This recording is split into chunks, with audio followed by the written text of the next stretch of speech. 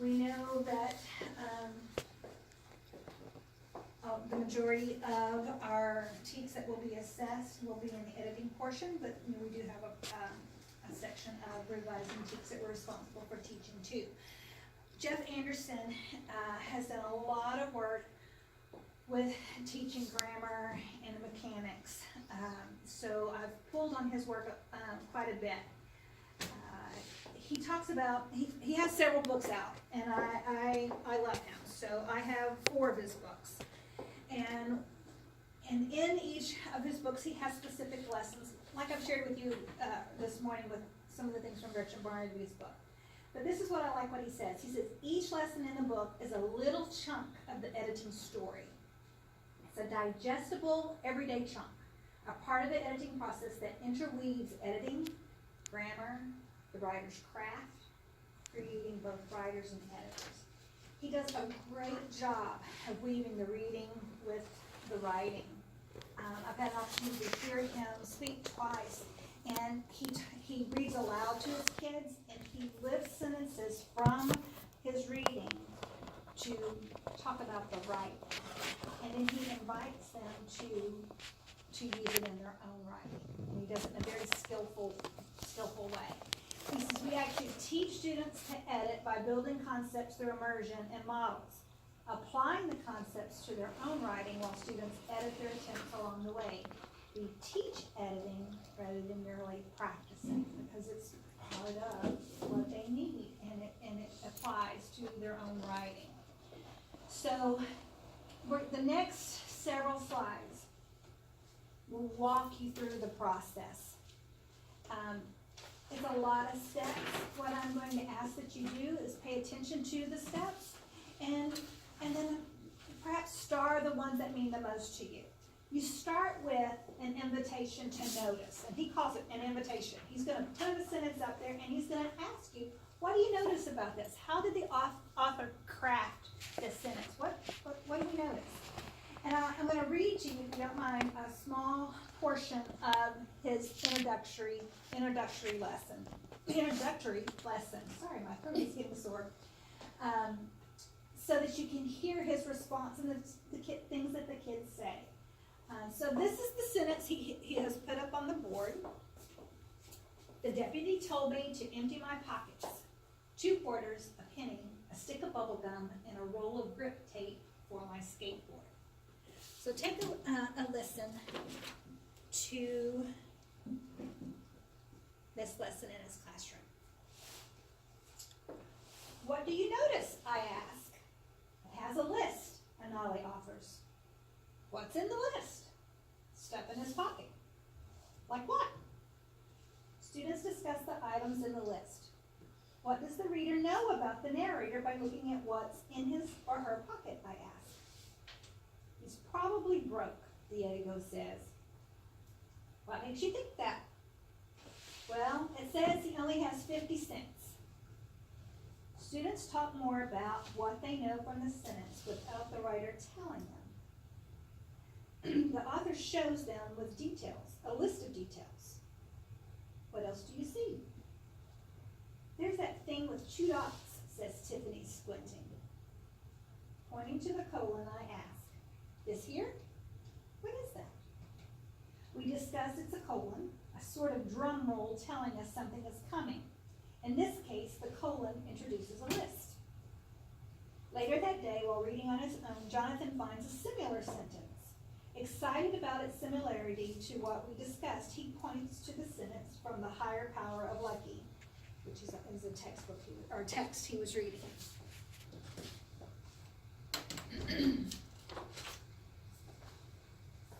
Wow. Well, I'll read it. The sun comes out, and you look around at the changes the storm has caused. The outside chairs blown away, the Joshua trees plumped with water, the ground still a little wet. That's the sentence that Joshua found, or Jonathan found. Wow, Jonathan, would you write this on a transparency strip so we can share this tomorrow? I keep little strips of transparencies in an old tin can at the ready for my writers, so you can tell when this was, how legal this is. He returns to his seat, almost gleeful, transparency strip and a vis-a-vis pen in hand. excitement about craft and mechanics is part of a successful editing instruction, not dread, not a crapshoot, and not red pen action. So he chose this sentence to highlight. He invited the kids to notice. What did they notice? They noticed, of course, the first response was about meaning, what was in the sentence. But then they got to how there were these two, what you call them, two dot things, and he named it for her, and then talked about how it's used. Because he lifted that up, another student then noticed he too had a sentence in his reading and was able to add to it. So the invitation to notice is just that, really highlighting the different mechanics of a sentence. We are going to, of course, highlight those sentences that have the things that we're responsible for teaching, that the kids are going to see. We're going to look for those sentences to highlight so we can talk about them. He, in this short little excerpt on this particular introductory lesson, said, what did you notice? He kept coming back to that. You could also probe it, what else, to get another response. How does it sound when we read it? And do they know to pause at that colon? To probe even further could be what would change if we removed this or that. Which do you prefer and why? So those are some additional questions.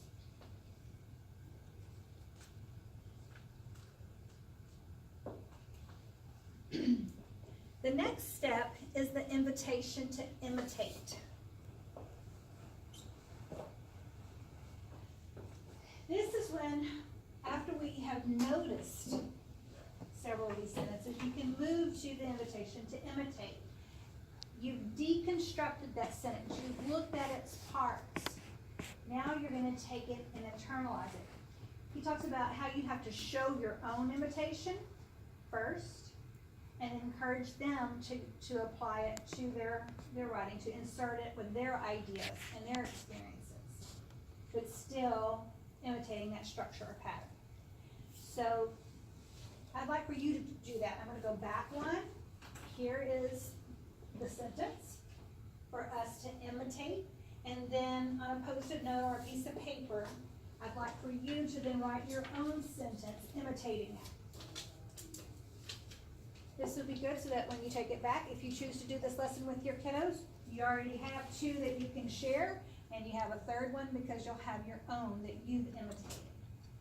So let's practice how that would look. Invitation to imitate. Chocolate chip cookies. I'm going with you to your house. Okay, so you used your phone in the series, yeah. So today at the store, she listed her items. I said the students laughed at all the chaos around them. The kids were talking and playing with toys and falling out of their chairs. Very good. So chaos all around them, and then you told us what it was. Very good. Anybody else? I have the young girl declare that she packed her bag for practice. Black compression shorts, turquoise team shirt with the number 83, and an old busted up knee pad with fend off bruises when she dove for a hit. Look at you guys. Awesome. Very good. Huh? I'm boring. My writing teacher, tell us your sentence. All right, my boring sentence after year 2. The students can learn a lot. Reading, writing, math, and social skills. There you go. Yeah. Definitely my first or an act. If you like. If you'd like to pass, you can pass too. Pass. That's okay. I mean, mine's not, I don't know. It's all right. I said coming through the gate, Jamie and, having her bag, shorts, t-shirt, swimsuit, and sunglasses. So your invitation to celebrate is just lifting up, highlighting the first thing you do is when you begin collecting, you allow students to collect any sentence they want. Anything, it says to relish the language. Anything that they go, oh wow, look at how the author wrote this. Collecting those sentences. He says save those for future lessons, for the future invitation to notice. But after that, then you can ask your students students to return to their reading and review the text for a specific convention. So say we want them to find sentences with colons and using, the list of series separated with commas. Looking for certain, a complex sentence put together with, a fanboy. Those types of things you could then ask them to look specifically for. The caveat that he has there is only have students go back and search writing that they've already read. He's really big on not having them do something just for the sake of doing it. So he doesn't want them like hunting and pecking through a text that they haven't read, just scanning for a sentence. He says have them go back to texts they've already read and reread looking for those particular sentences. That's something else that I took away from listening to him in his workshops. It's not about creating this book, which you certainly could, giving us all these different sentences as models. He gives us a few. He really encourages you to, what are you reading? Really lifting out the text that you're reading and looking at those sentences that are crafted well and really dissecting. So an invitation to collect, having them go back after the initial teaching of it, having them go back into texts that they have read and search for sentences that imitate the pattern that you're teaching. When they find it, they write it in their notebook, or you can have them add it to the wall. And if they don't find any, he says, that's okay. You're not, trying to get 25 sentences like that. So if they don't find any, it may not be happening in their text at that time. But you do have a few samples to add to your wall or your notebook. Continue the collection for a few days, and then you move them to an invitation to write. So an invitation to write can look a lot of different ways. It can be to imitate the powerful model, which we just did. It could be to revise a free write to then include a sentence like that. Respond to or summarize a reading that you're having them do in class, but then you want them to respond to it using the model that you're teaching. You could have them an exit ticket, concise and connected and can enhance sentence variety. So think about that piece right there and our rubric from the state. We're revising, we're talking, and basically takes it apart and then has the kids put it back together. So the class was quiet, so that's an invitation to combine, and also it hits the revising piece as well. How can we revise this and combine this?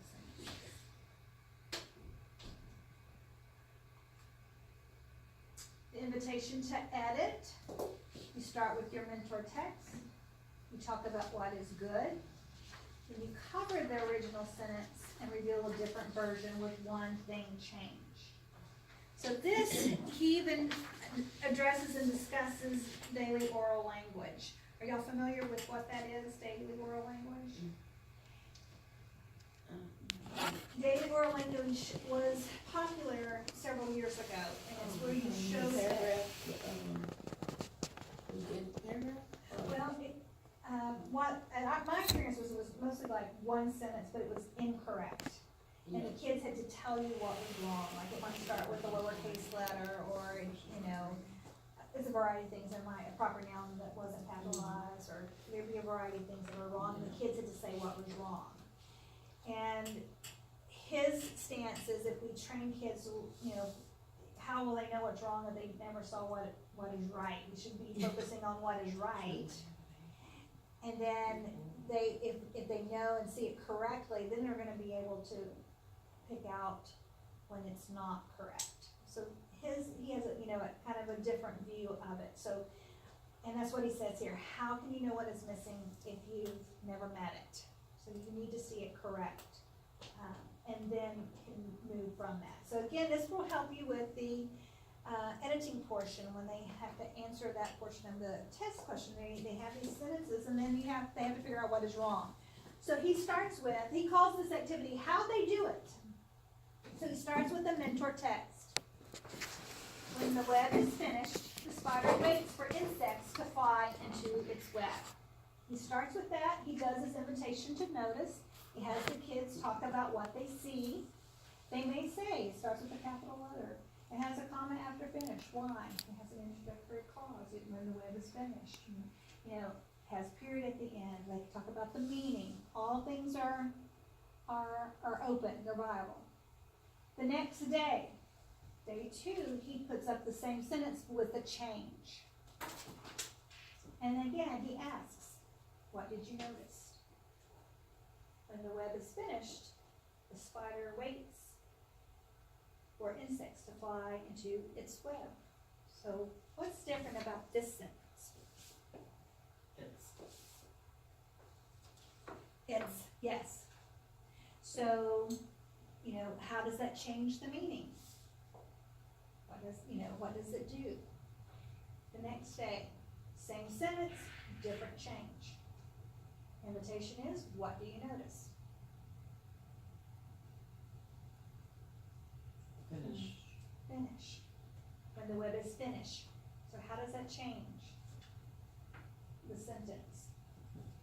How would we edit that? What needs to happen? The following day, another variation. Wait. What did you notice? When the web is finished, the spider wait for insects. Is that proper grammar? And then last, when the web is finished, the spider waits for insects to fly into its web. So what do you notice here? No comma, yes. So for a tip, he talks about how he takes the model sentence from his reading. He types that up and puts it in a box, in his Word document. He duplicates it, one for each day, and then he changes something so that he has a different one, and they can practice that invitation to notice and then that invitation to edit. But he starts with the good model, the proper model. So that's his invitation to editing. Capitalizing on that rich writing and showing kids how they can use it in their writing. He also then shows us how we can use it to help us with our revising and editing. In his book, Everyday Editing, we've used this many times. He has like 10 lessons back here. And they're all very interactive as well. And for instance, we had some kiddos who, couldn't tell if the sentence was a complete sentence, so we did the lesson on, I think it's called Sentence Smackdown. And you make it sound like it's a wrestling match, and they're gonna come and we're gonna smack down, well, it's a subject and the verb. And that's what you start with, is a 2-word sentence, she nodded, I cried, and subject, verb. And you start there, and then you build, and then you look for the subject and the verb. And you smack down in that you lift out that subject and verb and you put it on the wall. Compound sentences. He talks about how to, when do we use a comma, when is it just a conjunction, when you use a comma and conjunction. So he has some lessons. If you know, and they're really good lessons, but again, think about your class. What does your class need? And then look and see if this is something that you can use. And he will give you a few examples like this, but he really encourages you then to use sentences from the text that you're reading, to lift those out. This is more meaningful for your kids, when it's coming from a book that they love. Okay. Teaching ways. The next piece that I thought we would touch on is that spelling piece. It only affects the writing if, it takes away from the reader being able to read what is written. And, you talked about some students that you have that, that have maybe a specific need with dyslexia. But for our kids, I think this will help them as well. But, For the rest of our kids, I know that this is going to definitely help them. Do you have word walls in your classrooms? Okay. A lot of times, I see it falling away by grade 3, but this is my question to you. How do you know if I need a word wall?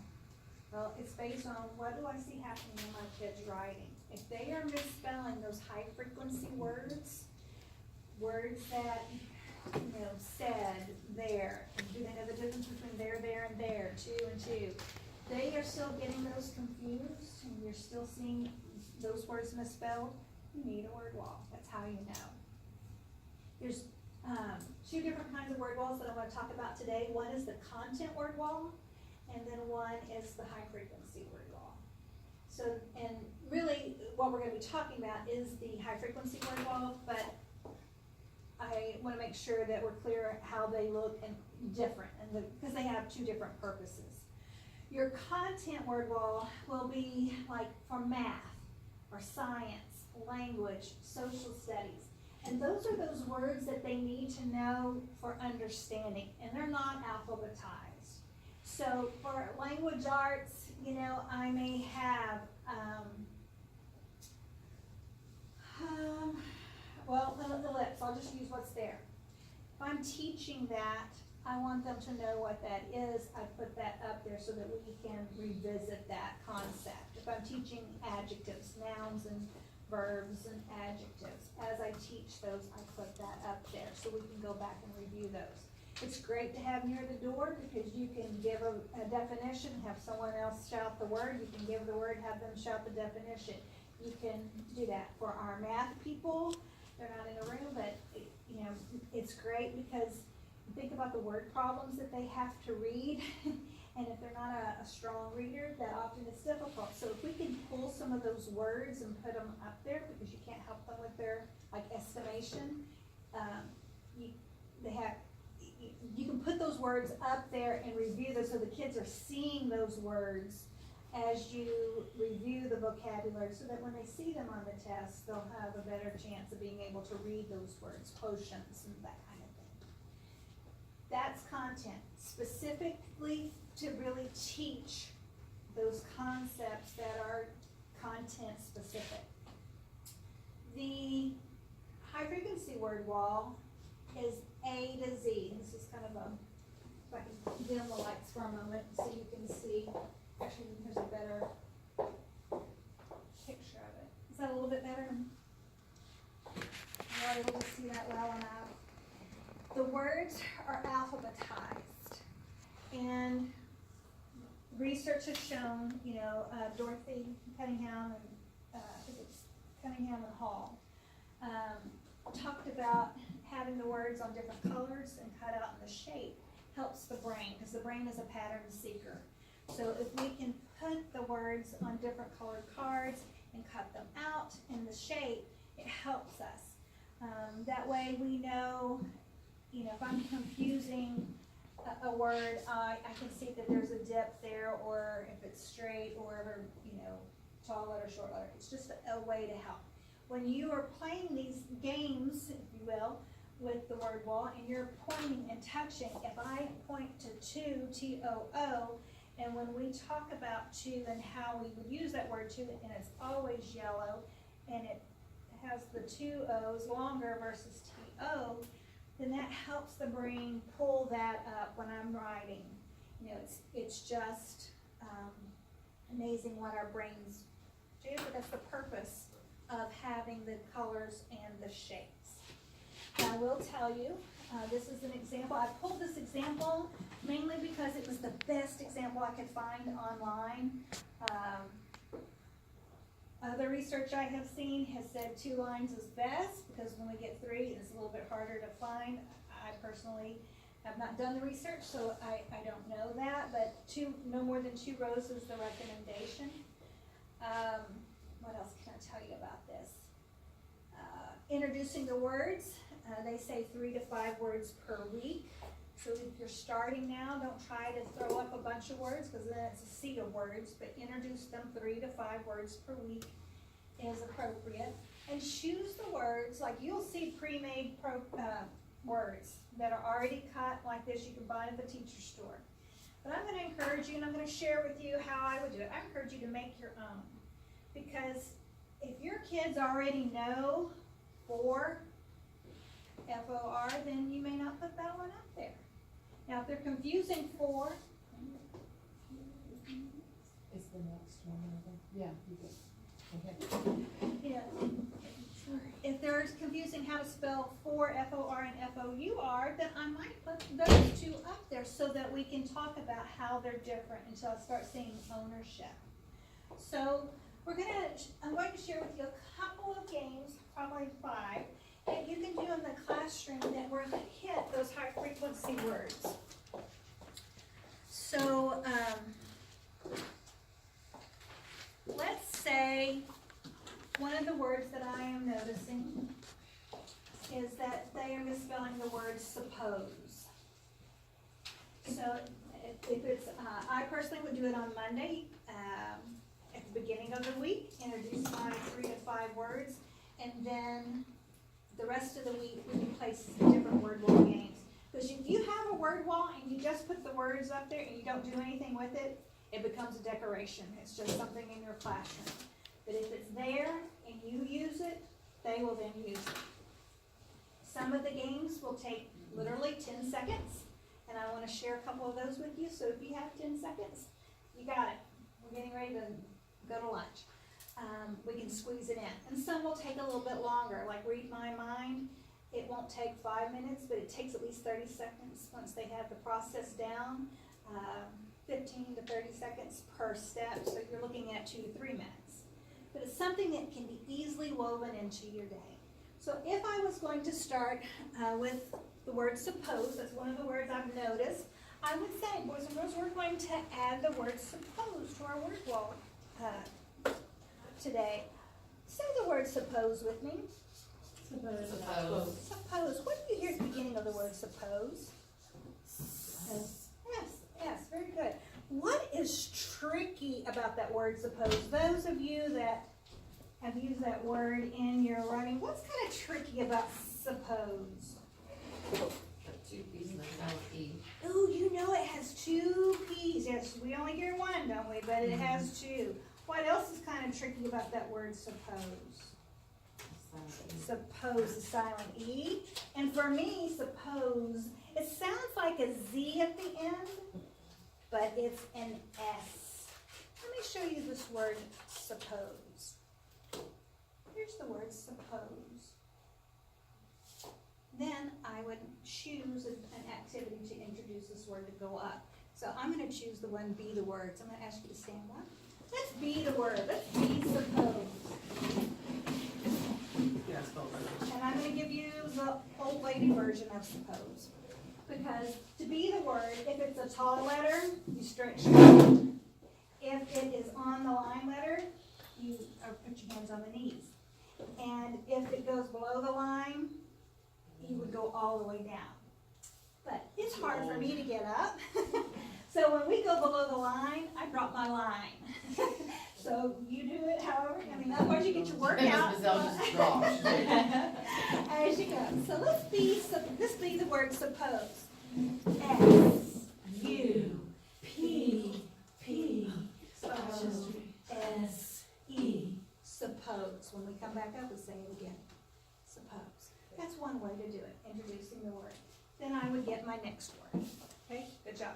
I chose to write this in purple on green. If I have another S word, I already have my word wall up there. I would then know perhaps I need to pick wherever my cards went, a different color. You see what I'm saying? under your brain. Thank you. So pick a different color. That way you're not, thank you very much. Give yourself a round of applause. You don't have to go purchase the pre-packaged materials. You can, certainly That's can. called be the word. That's be the word. But you can talk about it, write it as you're talking about it, quickly cut it out, and then you introduce it in some way. The one that I just shared with you is be the word, but there are so many different activities, and I brought some with me so that you could take a look. said. Are they still installing said for you? S-A-I-D, so we can box it. S, get out your boxing gloves. S-A-I-D, and then we're champs. Said. Okay, it's rodeo time. If y'all wanna stand up again, we can get on our horse. Rodeo. You have to get on your horse. Okay, and then we're going to lasso said. So throw your lasso.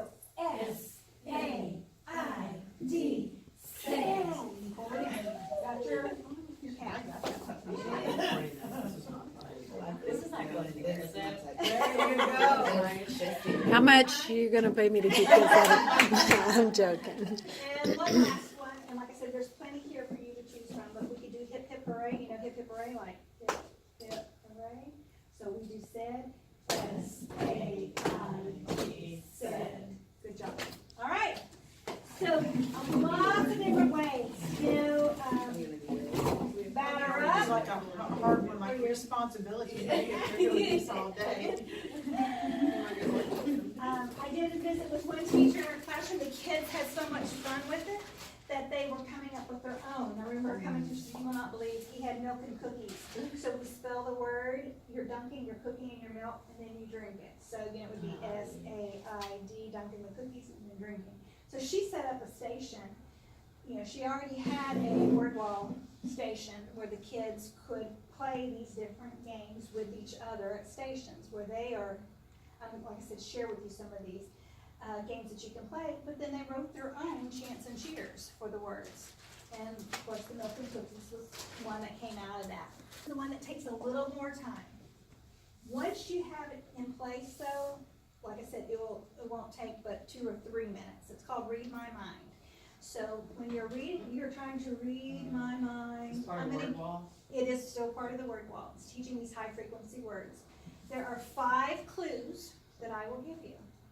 The first clue is always, it's a word on the word wall. Kids hate that. So I'm going to dim the light so that the word wall is a little bit brighter for you to see.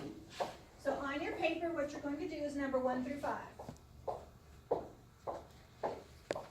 The first clue is, it is a word on the word wall. So you have to write down beside number 1 a word from the word wall. Any word.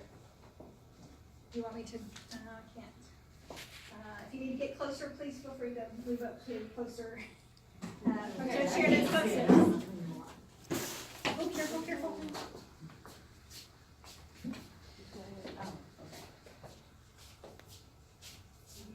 Go ahead and just pull a chair right there, because we're gonna, Okay. I'm gonna give you 5 clues. So the first clue is, it is a word on the word wall. Give me a thumbs up if you've already written down your first word. Okay.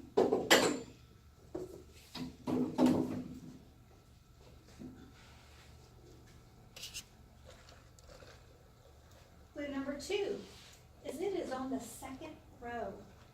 So if your number 1, your word that you wrote down for number 1 is on the second row, you just write that same word again. I'm writing the word down? So you mean the second one down? What she's doing. Oh, I didn't know, I thought it was at the end of the guess. Well, I'm giving you clues, so you number 1 through 5, on that first clue I gave you, which was, it's a word on the word wall. So let's say I pick go.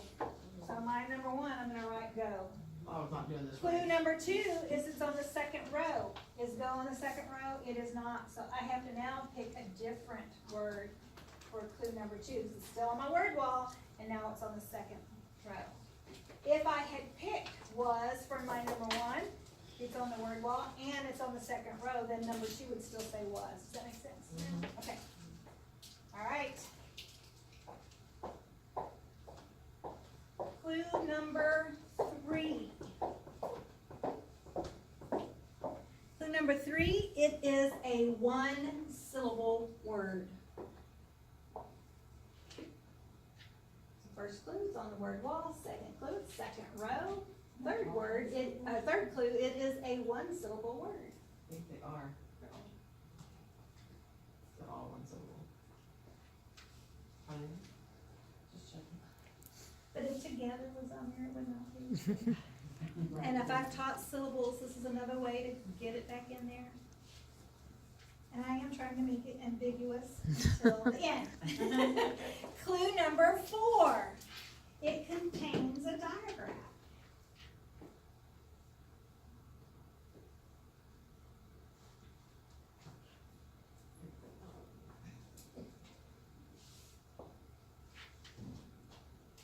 Clue number 5, it will fit in this sentence, and this is always clue number 5. Just like clue number 1 is always, it's on the word wall, clue number 5 is, it is always, it will fit in this sentence. And it will fit in this sentence. It was blank turn to pick up playground equipment after recess. What goes in the blank? It was blank turn to pick up the playground after the equipment. If you think you know and can read my mind, please stand up. Did you what? If you can read my mind, you think you can read my mind, please stand up. Ooh, we got several people who think they can read my mind. It was Blank. blank turn to pick up the playground equipment After recess. after recess. Okay, on the count of 3, say what you think is in my mind. 1, 2, 3. There. You read my mind. Awesome. Thank you so much. There. Which kind of there? Spell it for me. I guess you know what they're gonna, THER. Very good. So read my mind. 5 clues. First one is always, it's a word on the word wall. THE. It would, they use Last one that is every now. always, it will fit in the sentence. 2, 3, and 4. That's up to you. Okay, so these are, what I did. These are columns. Yes, I this was is wrong. row. Gotcha. It's good. Okay, math teacher. For real. I'm a literal person, though. I'm very literal. If you tell me it's right, like 2 blocks down the road, that's where I'm going, is 2 blocks down the road. Second row. Yeah, but I'm like not thinking that. I thought I'm back on diagrams may have something else. got you wrong. You can hit it again. And you can incorporate, like, we were just talking about one of the classes there, you have to have, you can even create a little exit ticket type of paper where it's smaller, and they can write down the clues they put and write their word down. That gives them practice writing as well. And then they have proof of what their word was, so they can't change it on somebody at the end. And then have the kids get clues instead of you get clues and make a station. We can do this with spelling words. Yeah. As long as it's a high frequency word, yes. And again, it's to support the taking on. So what words, you know, in my former district, we had a list of, like, starting with kindergarten, 25 words that all kindergartners should know. And then they included in 1st grade, 2nd grade. But really, look at your kids' writing. You know, what are they missing in writing? What are they missing in reading? Those 2 things, let that be your guide.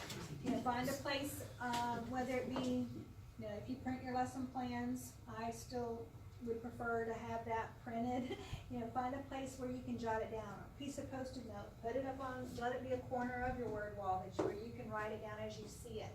And then the next week, let that drive you in making those decisions on which words should go up. Another word wall game that's really easy to do, this one truly is, if you have 5 seconds, you can